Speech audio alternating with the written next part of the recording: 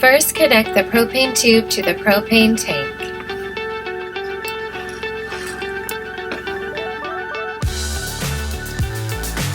Make sure the switch is turned to propane. Turn the battery switch on.